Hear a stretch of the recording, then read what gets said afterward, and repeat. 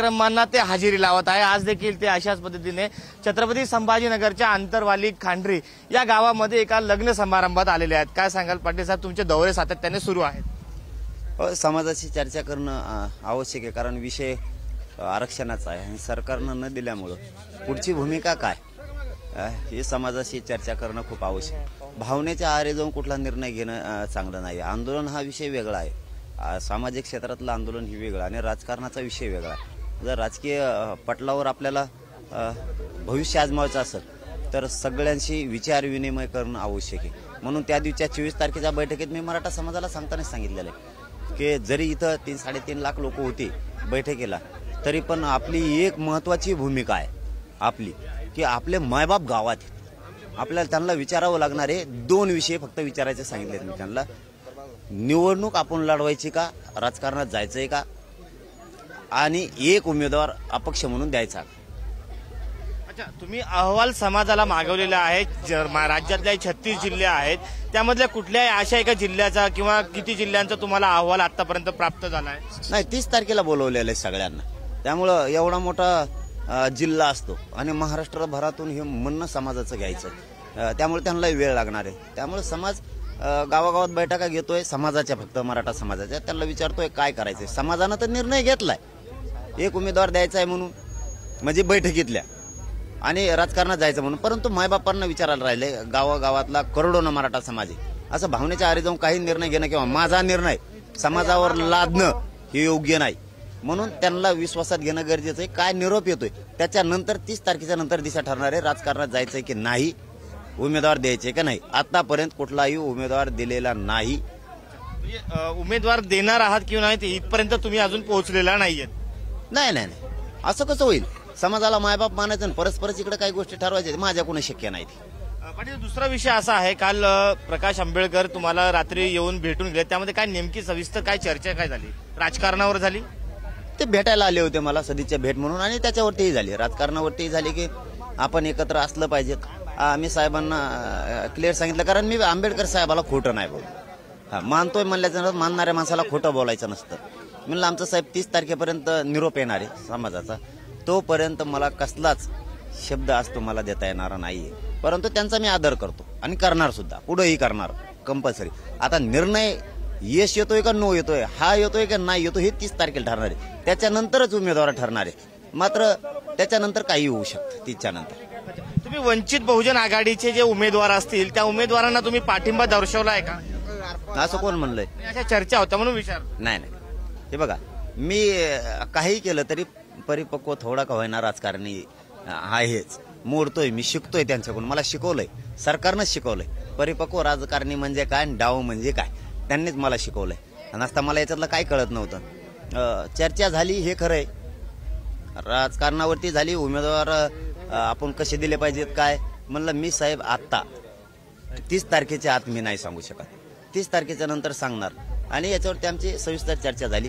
त्यामुळे कुठल्याच उमेदवाराला महाराष्ट्रातल्या आमच्याकडून 30च्या आत पाठिंबा दिलेला नाही किंवा देण्याचं कारण सुद्धा नाही, आणि उमेदवारही महाराष्ट्रात एकही डिक्लेअर केलेलं नाही, करण्याचं कारण पण नाही।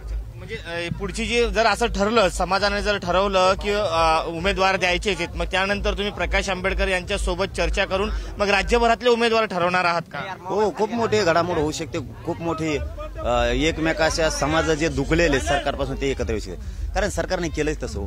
साधा आरक्षणाचा विषय होता, आम्हाला इकडे नेण्याची काही गरज बी नव्हती। साध्या बोर्डावरून गुन्हे दाखल करायचे, पोरं रास्ता रोकवायला आले, बैठकाला आले म्हणून गुन्हे दाखल झाले, बैठकाला आले म्हणून कसल्या नोटिसा सोडताय 10-10 मिनिटालाच तुम्ही, आणि गृहमंत्र्याला शोभत नाही। कसल्या बी पत्रकार परिषदा लावायचे, हे गृहमंत्र्याला शोभतं का? एक एवढा मोठा समाज त्याला अडचणीत आणायचं, मग ते बाकीचे समाजही सावध झालेत की मराठा एवढा मोठा बलाढ्य असताना जर यांचे हे हाल करायला लागलेत, म्हणजे नोटीस आली। आता गुन्ह्याला कोण भेटतोय? गुन्ह्याला जर भेले असते, फडणवीस साहेबांनी हेही समजून घेणं खूप गरजेचं। जर गुन्ह्याला लोक भेले असते तर त्या दिवशी बैठकीला इतका समुदाय उसळलाच नसता। त्यांनी आणखीन तरी समजून घेणं खूप गरजेचं आहे। मराठा समाजाचे लाट अंगावर घेणं ही साधी सोपी गोष्ट नाहीये। मराठा समाज एका बाजूला तसाच राज्यातलाही समाज पुराची पुरा इतरही एकत्र झालाय आता। मात्र 30 पर्यंत सगळ्यांना वाट बघावीच लागणार आहे, त्याला नावेलाजी। पण मी आंबेडकर साहेबाला रात्री सांगितलं की तुमचं करिअर, भविष्य राजकीय आम्ही खराब नाही करू शकत, कारण आम्हाला 30 वेळ यायची, आणि तुम्हाला जर तुमचे काय अजेंडे असतील कोणत्या, तर त्याच्यात आमची आडकाठी नको. त्यामुळे 30ला मात्र निर्णय होईल आमचा. त्यावेळेस मात्र दलित बांधव, मुस्लिम बांधव, धनगर बांधव एकत्र येऊ शकतो, 12 बलुतेदार येऊ शकतो, ओबीसी बांधव येऊ शकतो. हे न बघणारं गणित होऊ शकतं. पण जर समाजाने सांगितलं तर प्रकाश आंबेडकर यांच्या वंचित सोबत तुम्ही लढणार एवढं निश्चित, जर समाजाने ठरवलं तर? असं का नाही होणार? त्यांचे पण आंबेडकर साहेबांची पण इच्छा आहे की तेही वंचित आहेत, अडचणीत आहेत, आम्ही गरजवंत आहेत. दोघांचं दुखणं सारखंच आहे. मुस्लिम बांधवाचं दुखणं तेच आहे, 12 बलुतेदारांचं तेच. मी काय म्हणतो, मी पुढारी चॅनलच्या माध्यमातून सरळ सरळ समाजाला सांगतो, का रे बाबा तुम्हाला देणारं बनायचं नाही? का बनायचं नाही तुम्हाला देणारं? मुस्लिमांना वाटतं आरक्षण पाहिजे, द्या ना. तुमचेच लोक यांना निवडून देता. मराठ्यांना आरक्षण पाहिजे, निवडून त्यांना देता. तुमच्यावर केशी कोण करतं? तेच. बरं, तुमच्यावर जर एखादा गुन्हा दाखल खोटा केला, तुम्हाला कोणाला सांगायला लागतं? तुमच्या नेत्याला. त्यांनी जर नाही केलं तर वाजलं तुमचं. आरक्षण नाही दिलं, वाजलं. देणारे बनाना, तुमच्याला काहीच होणार नाही. तुम्ही देणारे बना, सगळ्या जाती धर्माचे देणारे बना, सरळ सरळ. आता बघा, तुम्हाला आणखीन पुढारी चॅनलच्या माध्यमातून दुसरं उदाहरण सांगतो. शेती आहे, बरोबर. तुमच्या कापसाला भाव आता आहे का? आता मरणाचा आहे. तुमच्याजवळ कापूस होता तेव्हा नव्हता, तुरी होत्या तेव्हा नव्हता, सोयाबीन होता तेव्हा नव्हता, तुमच्याकडे कांदा होता त्यावेळेस नव्हता, द्राक्ष होते त्यावेळेस भाव नव्हता. आता तुमच्याकडे सगळ्या वस्तू आहेत, भाव कमी झाले. अरे देणारे बना, कांता कशाला? शेतकऱ्यांना नाही वाटतं आमच्या मालाला भाव मिळाला पाहिजे? मराठा, मुस्लिम, धनगर, 12 बलुतेदार, दलित बांधवांना वाटतं आम्हाला न्याय मिळाला पाहिजे त्यांच्याकडून. अरे ते काय देणार आहेत? कधी आम्ही 7 महिने झालं बघितलंय. तुम्ही देणारे बना ना, तुम्ही जनता आहे, तुम्ही त्यांना तिथं बसवता.